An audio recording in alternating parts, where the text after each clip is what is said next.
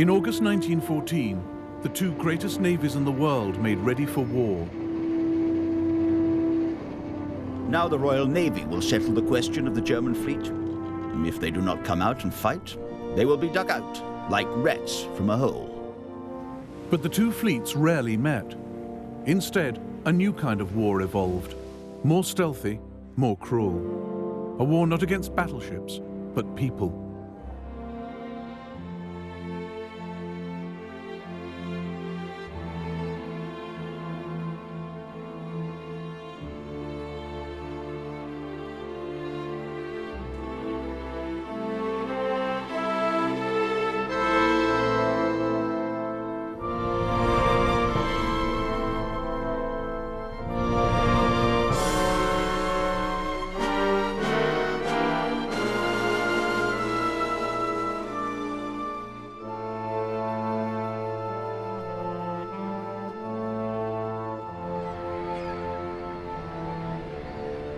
The world's capital ships in 1914 were the products of a Cold War.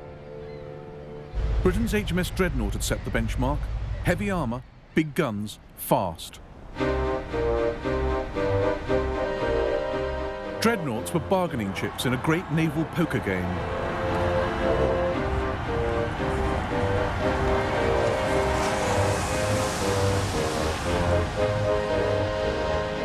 Germany had 13 and 7 building, Austria-Hungary 3, America 10, Britain 20. They kept the peace, but then the Cold War turned hot.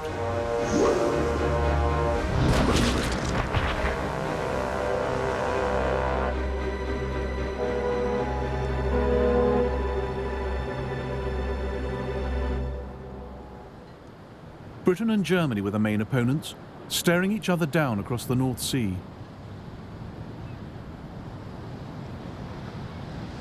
The longer the two sides looked at the map, the more obvious their problems became. Germany's ships couldn't get clear of the North Sea. To the south, the Channel, blocked by mines and the Dover Patrol. To the north, the British Grand Fleet at Scapa Flow. But Britain couldn't get at the German fleet unless it came out from its heavily protected bases. And if they actually met in the North Sea, the result could be catastrophic.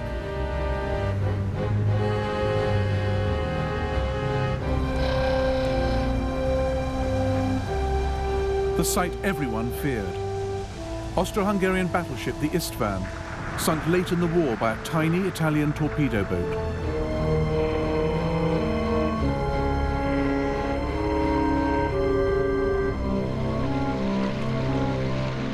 In 1914, the German Navy believed torpedoes and submarines might tip the balance their way.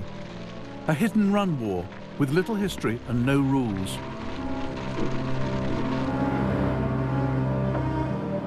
Jackie Fisher, Britain's sharpest admiral, predicted radical change ahead. The use of submarines has convinced us that in wartime, nothing can stand against them. The submarine is the coming type of war vessel for sea fighting. It means that the whole foundation of our traditional naval strategy has broken down. 2 days into the war, Germany unleashed 10 U-boats into the North Sea to hunt down the British fleet. One of them, U-21, made her way to the Firth of Forth, where the British cruiser HMS Pathfinder was leaving Rosyth Naval Base.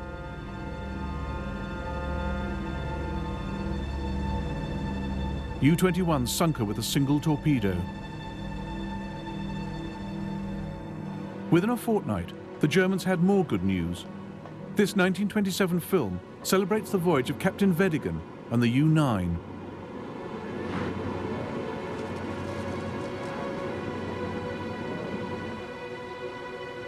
Through my prismatic glasses, I noticed a small masthead coming into view near the mast lightship. It looked like the mast of a warship. Could this be the first sight of the enemy that we were to have during the war? The U-9 had found the British cruisers Hogue, Aboukir and Cressy on patrol off the Dutch coast.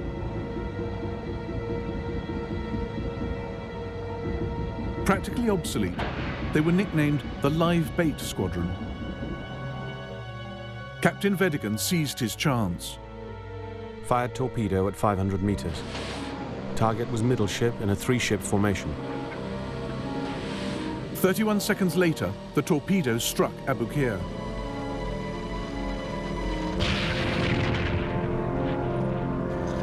On board was Kit Musgrave. We were woken by a terrific crash, and the whole ship shook, and all the crockery in the pantry fell. Then Cressy and Hogue arrived and let down their boats. The Abu Qir went down suddenly, and we slid down her side into the water. Musgrave jumped into the North Sea and became the only man in the war to be sunk on 3 ships within 1 hour. I swam to the Hogue and was just going on board when she was struck and sank in 3 minutes. I then swam onto the Cressy and was hauled up the side with a rope. But she was struck also, and we sank. Georg von Müller was chief of Germany's Imperial Naval Cabinet.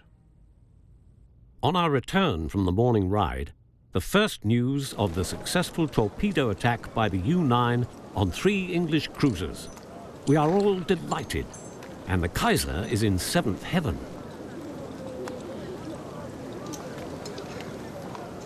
The British were appalled. First Lord of the Admiralty, Winston Churchill, got the blame. Over 1,400 men, many of them young cadets, had died in a single submarine attack. Winston's war babies, they were called. British submarine Lieutenant Ronald Trevor wrote to his parents. The news tonight is sad, but what we submariners have been expecting for weeks. The Commodore has repeatedly warned the Admiralty that those ships ought not to patrol the North Sea. What has happened is exactly what we predicted. Ships stand by to rescue the sinking one's crew, then the submarine gets 2 sitting shots. Commander-in-Chief of the British Grand Fleet was Admiral John Jellicoe. He joined the Navy in 1874 as a midshipman.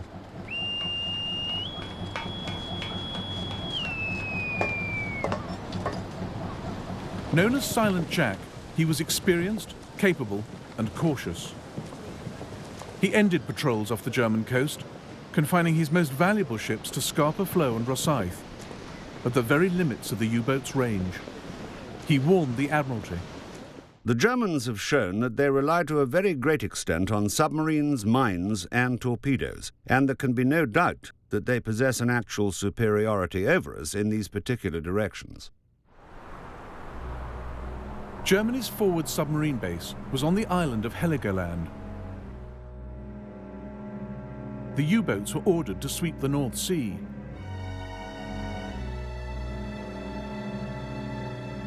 But the British had gone.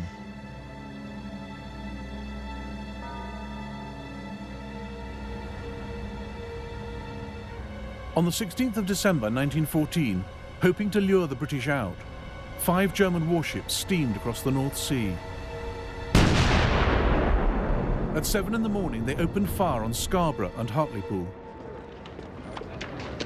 There was a terrific crash. We thought it must be sudden thunder.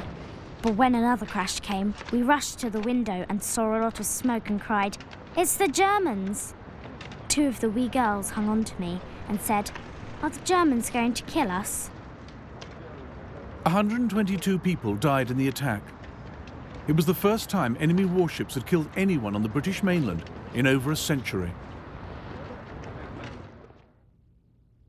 Jellicoe too had been thinking about attacking the enemy's homeland, but his weapon would not be a hit-and-miss naval bombardment, but a blockade, tight as a drum and lethal.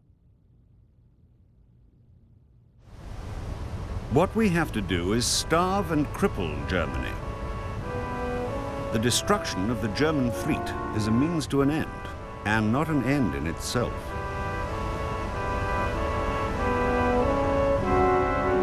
Here was a use for those huge battleships, as sentinels sealing the exits from the North Sea, stopping Germany's fleet getting out and her vital food and war supplies getting in. The North Sea would become no man's land, a dead sea.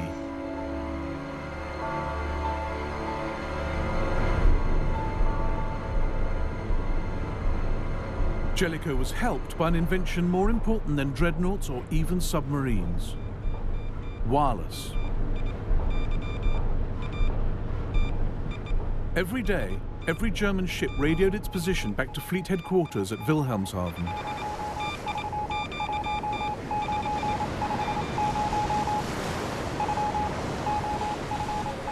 Across the North Sea, in the Coast Guard station at Hunstanton in Norfolk, British naval intelligence was listening.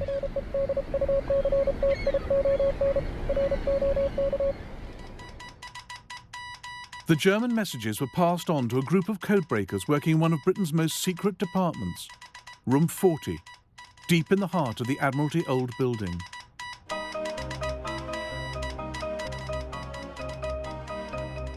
According to one of their officers, the men in Room 40 were a mixed bag. They knew ordinary literary German fluently, and they could be relied on. But of cryptography, of naval German, of the habits of war vessels of any nationality, they knew not a jot. Some, like Dilwyn Knox, would help crack the German Enigma code in the Second World War. But in 1914, they desperately needed some clues. The break came in the Baltic Sea, where a German cruiser, the Magdeburg, was captured by the Russians. On board, they found one of the most valuable documents of the war and passed it on to their British allies. This is the Magdeburg's codebook. It allowed the men in Room 40 to read nearly everything the German Navy was planning.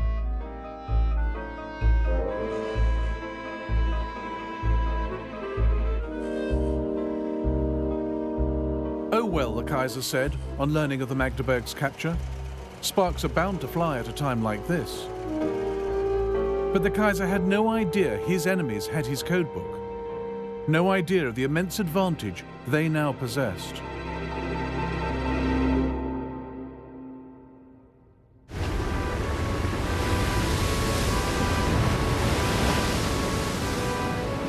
Britain's sea strategy in the First World War was simple: to isolate and starve her enemies. At Scapa Flow and Rosyth to the north, at Dover and Harwich to the south, the Royal Navy closed the North Sea to German ships.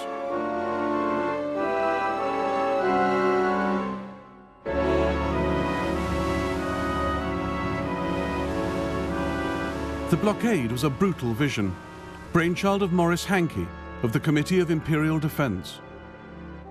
My belief in sea power amounted almost to a religion. The Germans, like Napoleon, might overrun the continent.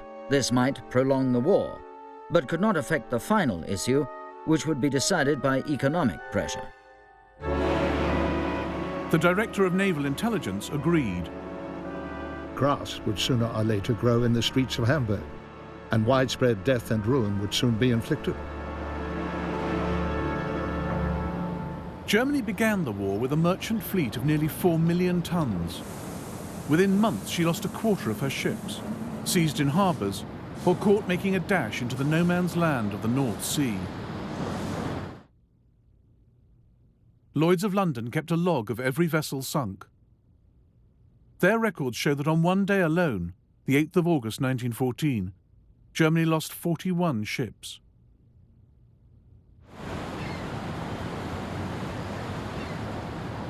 Neutral countries, Holland, Denmark, Sweden, were not spared. Germany depended on ports like Rotterdam for grain and raw materials, so Britain forced neutral ships to submit to the blockade.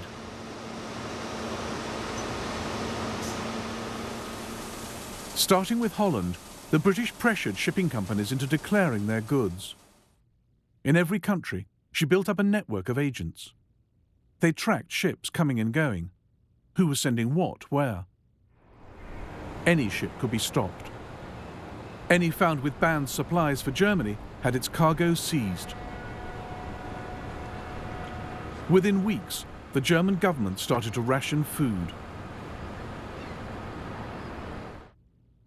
Caroline Ethel Cooper was an Australian stranded in Leipzig since the start of the war. Every week, she wrote to her sister in Adelaide.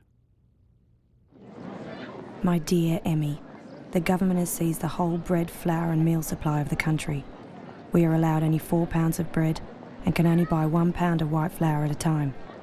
Now that the war against neutral ships and food supply has begun, prices rise every week. Sailors like Richard Stumpf were stuck in harbour, frustrated and hungry. 2nd of April 1916. We spend most of our time worrying about our bellies. Even the officers are embittered and dissatisfied.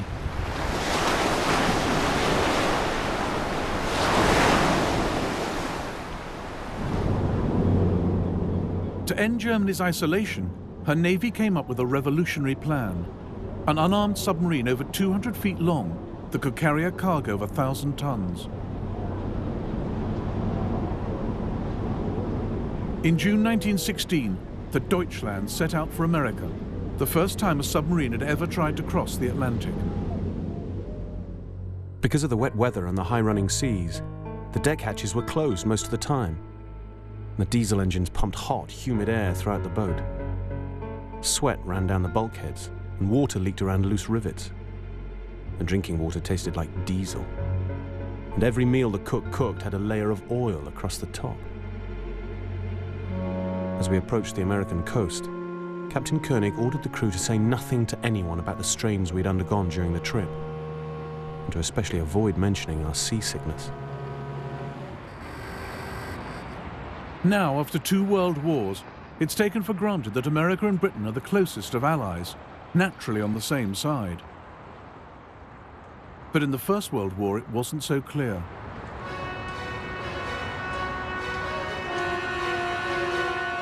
"8 million Americans had German parents or grandparents. 4.5 million were of Irish descent. Many of them had little love for England. At the outbreak of war, thousands of US citizens had tried to enlist in the German army. And America was enjoying a massive economic boom.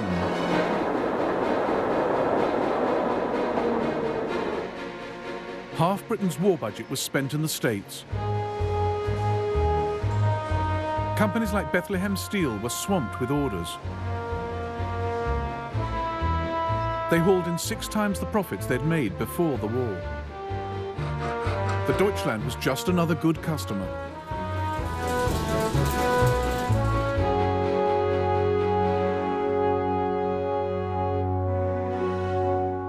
Her brave Atlantic crossing, dodging Royal Navy warships, became a rallying point for anyone who had suffered from the British blockade.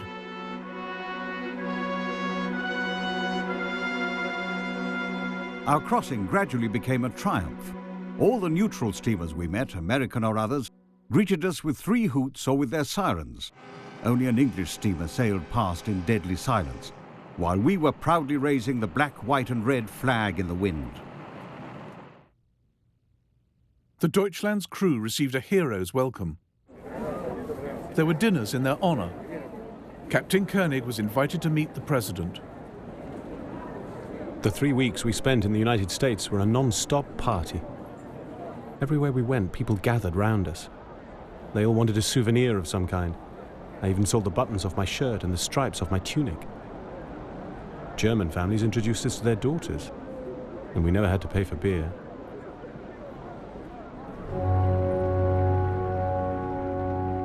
The Deutschland returned to Germany with a vital cargo of nickel and rubber. The help it gave the economy was nothing compared with the boost to German morale, as even Caroline Ethel Cooper had to admit. The town is flagged today because the Deutschlanders got safely back. The sight of those red, white and black flags always makes me sick. But I'm glad she got across all the same. It was a sporting run. But the Deutschland was too small to break the blockade. In Germany and Austria, there were not enough people to work the land, and too many officials trying to ration what food there was. The situation with the hunger and queues is turning nasty. People wait for potatoes in their hundreds, 4 deep, from 4 in the morning until the afternoon. Every morning there are queues lined with armchairs and cushions upon which people sit and sleep. The shortages worsened after the terrible harvest of 1916. The Germans called it the turnip winter. Many had nothing to eat but cattle fodder. There were 50 food riots that year. Oh, what days of terror. Everything's in turmoil. There was havoc in town last night. The window panes were smashed in at Café Kaiserhof. Angry crowds were shouting outside bakeries and inns. Up at the castle, they cursed the Major in words I shan't repeat. The army appeared at 11.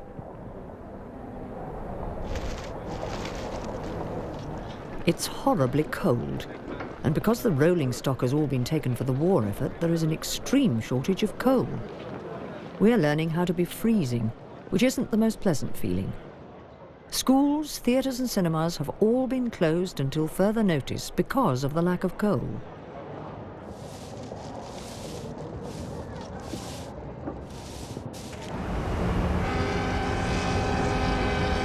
The German Navy did nothing to help. Even if large parts of our battle fleet were lying at the bottom of the sea, it would have accomplished more than it does now, lying well preserved in our ports. At Wilhelmshaven, people wrote graffiti on the walls. Dear fatherland, you may rest assured. The fleet's in harbour, safely moored. Admiral Reinhard Scheer had been ordered not to risk his ships against the full British fleet. But by mid-1916, the pressure to do something was intense.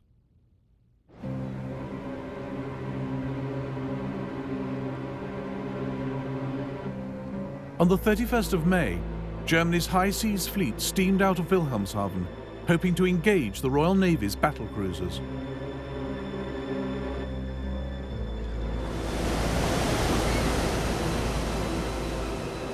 But the British were one jump ahead.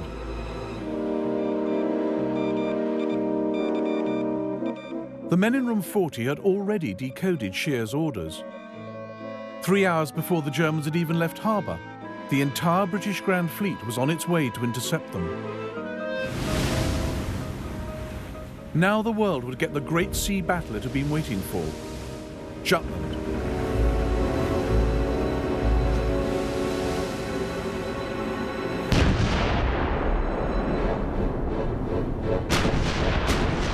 It was a titanic clash.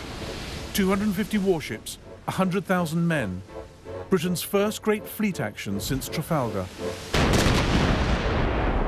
It was a fight they had to win. If Germany ended up masters of the North Sea, the blockade would be finished, the British Army in Europe cut off, Britain herself open to invasion. Admiral John Jellicoe was, Winston Churchill said, the only man who could lose the war in an afternoon.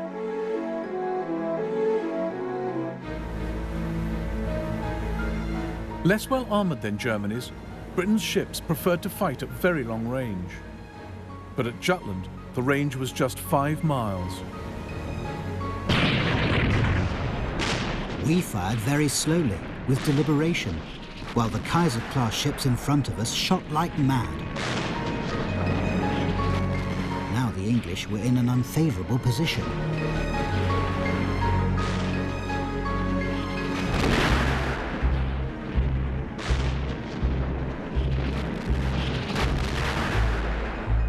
Our first shot hit the bridge of a German destroyer and blew it to hell. Shells fell all around us, and what with ships sinking and dying and dead bodies floating about, it made one shiver at the sight of it.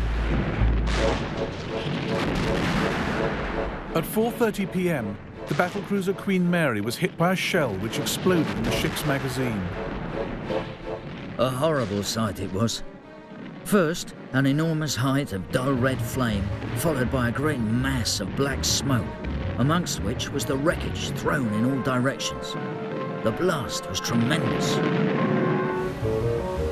Admiral Beatty watched from HMS Lion. There seems to be something wrong with our bloody ships today. About 7 o'clock, we passed the wreck of a large ship, which at that time we hoped was a German, but later learned was one of ours. She was broken right in two. The bow and stern were sticking up about 50 feet and quite independent. But But the British had the Germans outgunned and outnumbered. As evening fell, the German fleet broke off the action. We were in a regular death trap. There was only one way to escape the unfavorable tactical situation.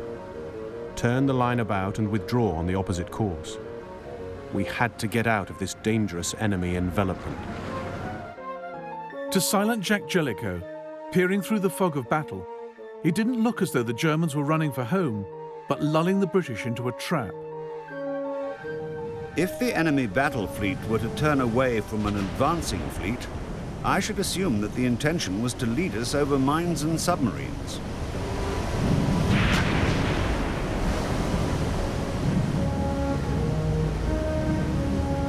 So Jellicoe ordered the British to turn as well, away from their vulnerable foe.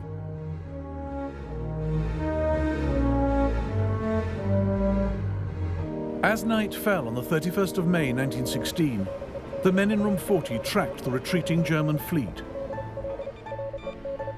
They passed its positions on to the Royal Navy, giving Jellicoe a last chance to finish the Germans off. But the Royal Navy failed to catch them, and the German fleet made it home. During the night, telegrams arrived giving the estimated losses of the English, which are 2 to 3 in our favour. The Kaiser was therefore able to announce at breakfast, "We have won a great victory in the North Sea."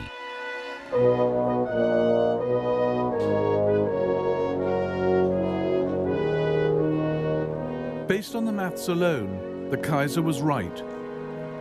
Germany had lost 11 ships and 2,500 men. Britain 14 ships and 6,000 men. But that wasn't the point. The Kaiser's battleships were back in harbour and stayed there till the end of the war. The British fleet still ruled the North Sea, ever more tightening the blockade.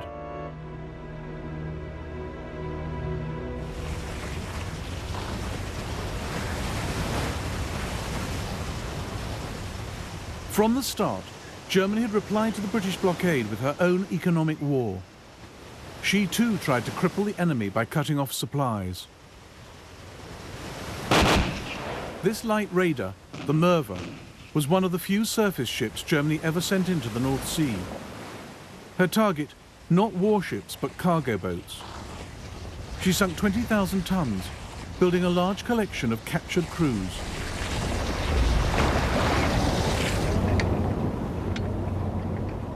According to the English, we are in league with the devil and have acquired the Flying Dutchman. The captain of the Merva said recently, "You can imagine what a great moment it was when I had 8 English captains standing in front of me, and I could tell them all, this is the work of the German fleet."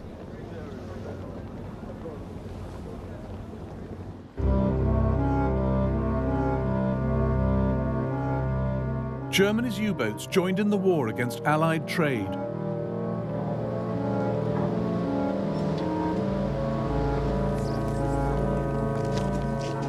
One British admiral was horrified.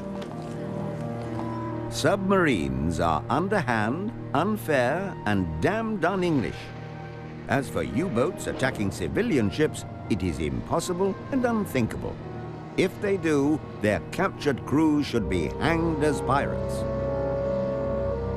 The U-boat blockade of Britain would have to be ruthless. But Germany's Chancellor, Bethmann Hollweg, realized the effect this would have on world opinion, as he told Georg von Müller. Spent the afternoon with the Chancellor, who wished once more to discuss the U-boat question. Bethmann envisaged the remaining neutrals united against us as the mad dog among the peoples of the world. That would mean the end of Germany. Germany's admirals were furious at having their hands tied, but submarines were ordered to stick to the old rules of war. They gave warnings of their attacks. They did not attack underwater. They gave merchant crews time to escape.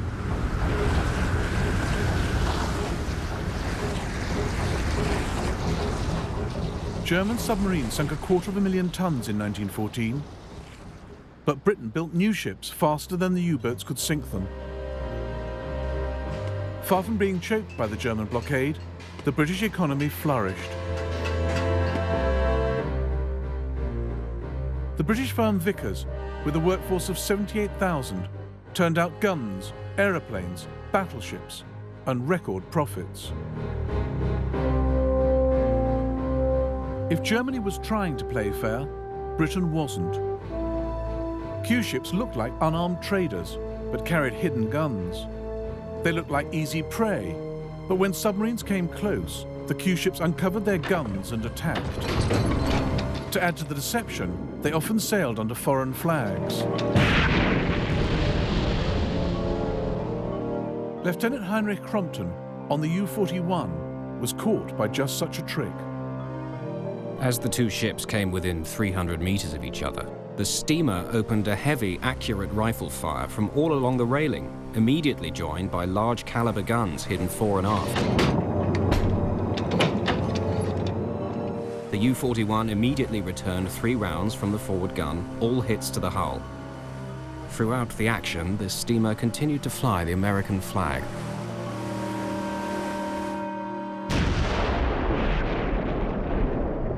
On the 1st of February 1915, in response to the British blockade, the Kaiser stepped up his campaign. He declared that all the waters around Britain were a war zone, in which any ships, including neutrals, might be sunk. This decision set Germany on a collision course with America.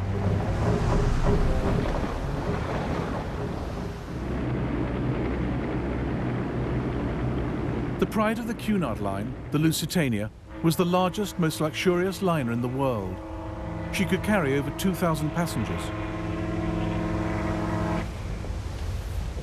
There was a ragtime dance written in her honor.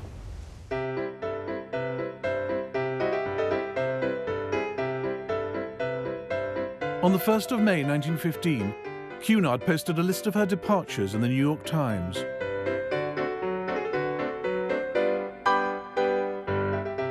Next to it was an advertisement placed by the German ambassador.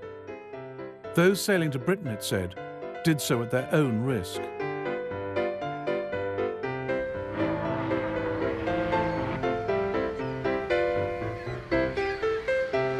At 11:30 that morning, the Lusitania left New York for Liverpool. Her captain made light of the submarine threat. It's the best joke I've heard in many days. This talk of torpedoing the Lusitania.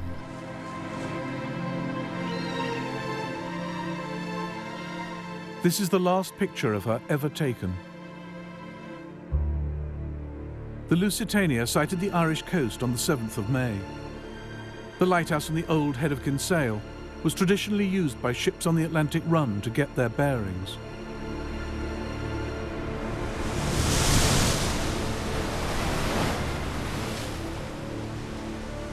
At 2:10, the Lusitania was hit by a single torpedo. As I watched, one funnel went, then the other, until the ship had gone and the sea was calm. And all you could see was bodies and wreckage of furniture, and everything that had been in the ship, floating in the water. My husband and I got into a lifeboat, the ropes of which jammed and had to be cut. Since when I have not seen or heard of my husband. I've lost all I ever possessed, and my dead boys, ages 11 years and 8. I was rescued by a trawler. My dear husband was lost, but I had the great satisfaction of finding him on Saturday and seeing him laid to rest in the cemetery in Queenstown.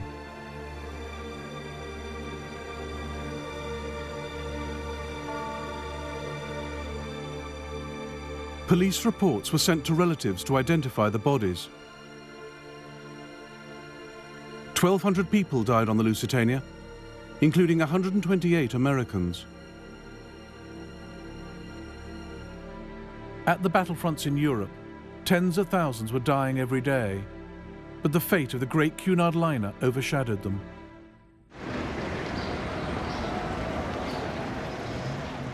It led to the most widespread anti-German riots of the war. In Liverpool, a newly arrived American joined the mob outside a German-owned shop.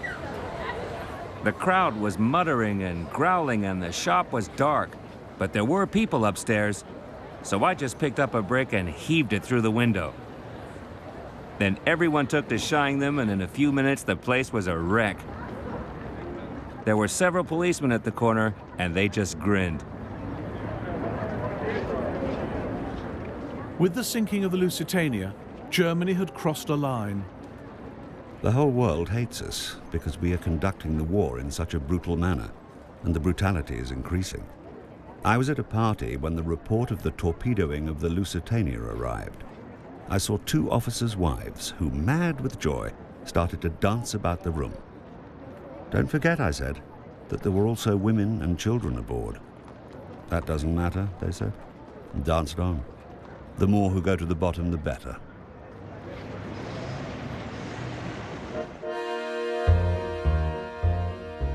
The Lusitania came to stand for German barbarity. Britain stirred the indignation with its own propaganda. Posters and even posed photographs rammed home what had happened. The German embassy in Washington received bomb threats.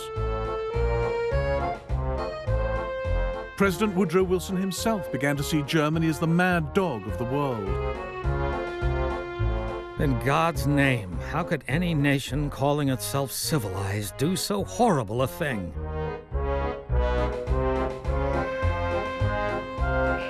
It seemed America might clamber down off the fence. But outrage soon gave way to caution.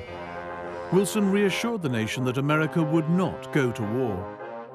There is such a thing as a man being too proud to fight. There is such a thing as a nation being so right that it does not need to convince others by force that it is right. And anyway, war would be very bad for business. Wilson kept the United States prepared but neutral for 2 more years.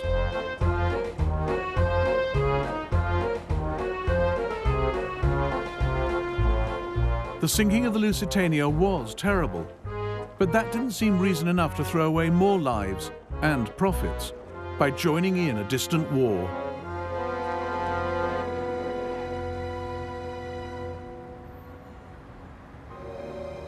Germany's policy in America after sinking the Lusitania was complex. She kept her U-boats in check, but not her spies. In 1916, German agents blew up Black Tom Island, a loading depot in New York Harbor.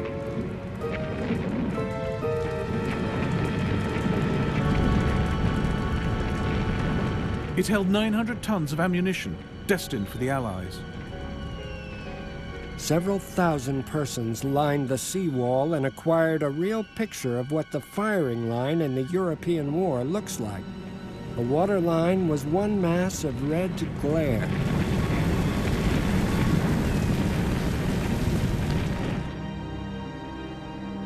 The explosions were so strong, they were felt in Philadelphia, 90 miles away. German agents slipped bombs onto ships in American ports. There were several assassination attempts, and even a bomb planted in the US Capitol. German agents are everywhere. Extraordinary measures of precaution have now become necessary in all the arms factories, at the docks and on board vessels, even vessels of the United States Navy.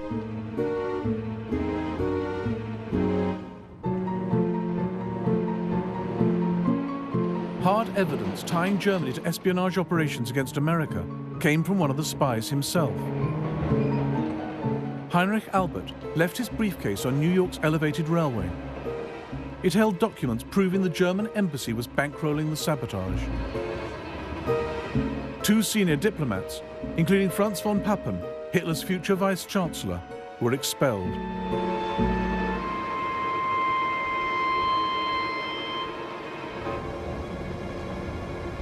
But nothing got in the way of business on the New York Stock Exchange. When Germany won a battle, Allied stocks fell. When Britain won, her shares rose. American investors were betting on the war. For British Cabinet Minister David Lloyd George, There was a direct connection between battle and bank. Success means credit. Financiers never hesitate to lend to a prosperous concern. France and Russia paid for the war by borrowing from Britain. Britain, in turn, raised money on the American stock market through her Wall Street bankers, J.P. Morgan. It was spent buying American armaments, American supplies. Of all the money raised in America to pay for the war, 99% went to Britain and the Allies. It was something that made many Germans wonder just how neutral America really was. 30th of January 1916. In financial circles, it is openly said that England has won the war already, and every day that it goes on after March can only make the ruin of Germany completer, no matter what her military successes may be. America lent so much that by the end of 1916, the central bank warned that people were betting too heavily on Britain. If the Allies lost, they might never get their money back. The mere thought that American cash might be backing the wrong side wiped $1 billion off Allied stocks in a week. Germany's generals felt the odds were stacking up against them. They grew impatient at hesitant politicians tying their hands. In view of the military situation, we must lose no time in adopting the measure of torpedoing armed enemy merchantmen without notice. The Entente are continuing the war with all the resources at their disposal.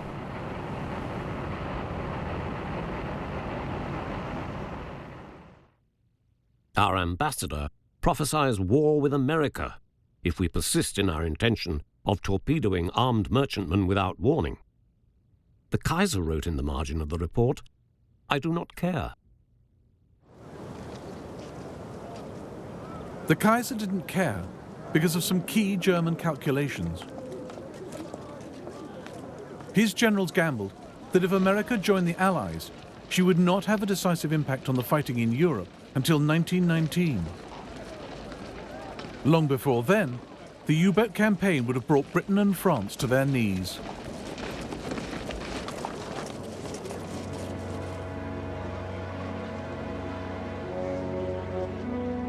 One thing stayed Germany's hand. In December 1916, she put out a peace feeler to the Allies, believing she could hold on to her gains. The French and British leaders met in Paris and rejected the offer.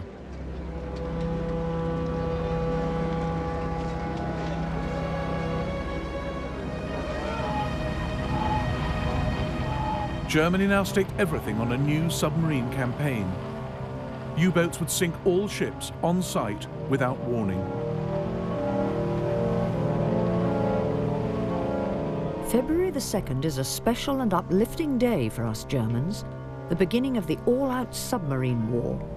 We're all holding our breaths and hoping that with this radical medicine, we will finally cure England of our arrogance and secure a quick peace, the terms of which we will dictate. In April 1917, Germany sunk over 800,000 tons, causing panic at the British Admiralty. But Germany didn't have enough U-boats to sustain the success, and Allied ships were getting better at protecting themselves. Merchant ships now travelled not singly, but in convoy, with more destroyers to protect them. Airships and aeroplanes scouted overhead, looking for the telltale signs of submarines lying in wait. 63 U-boats were sunk in 1917, 3 times the losses of the previous year.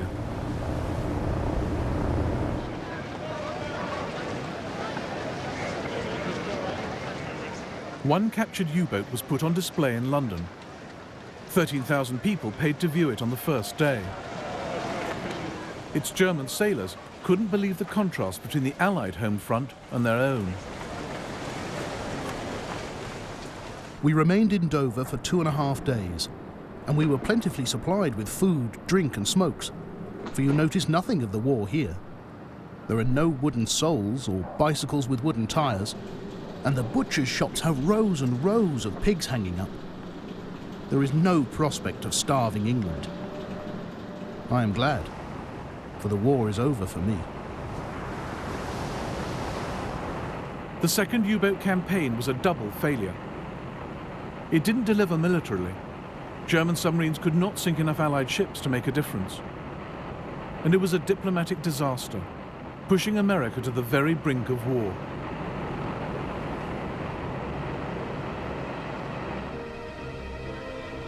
The final shove came from the men in room 40. On the 16th of January 1917, Britain intercepted a coded telegram from German Foreign Secretary Zimmermann to his ambassador in Mexico City. The Zimmermann telegram was made up of 1,000 numerical code groups. It took 2 weeks to decipher. And as the meaning emerged, the men in room 40 realized they were holding the most extraordinary intelligence of the war. Destined for the Mexican government, the telegram outlined Germany's plan for Mexico to invade the United States. We make Mexico a proposal of alliance with an understanding on our part that Mexico is to reconquer Texas, New Mexico, and Arizona. The settlement in detail is left to you.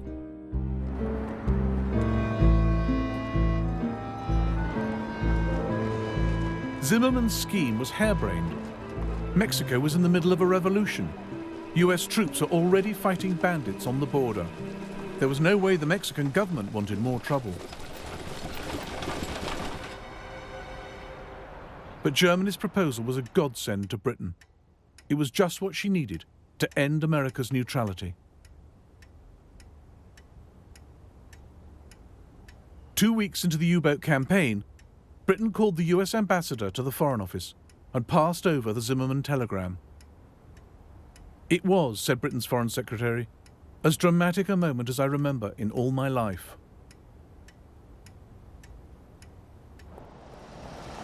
On the 2nd of April, President Wilson went to the capital. The United States had not declared war when the Lusitania went down. It had not declared war when spies blew up its shipyards. But Germany urging Mexico to attack America was in a different league. On the 6th of April 1917, the United States declared war against Germany. 3,000 miles from home, an American army is fighting for you. Everything you hold worthwhile is at stake. Only the hardest blows can win against the enemy we are fighting. Invoking the spirit of our forefathers, the Army asks your unflinching support to the end that the high ideals for which America stands may endure upon the earth.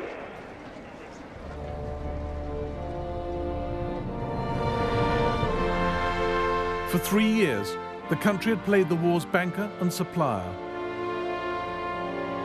Now, as far as President Wilson was concerned, America was fighting a crusade for international justice and democracy. The North Sea would remain dead until the very end.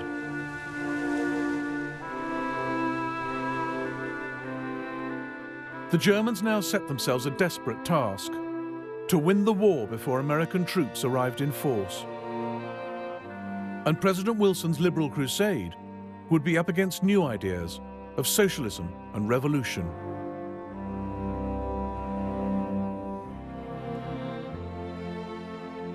In the next episode of the First World War, German spies sow rebellion in Ireland and Russia, and French troops mutiny on the Western Front, a war against war itself.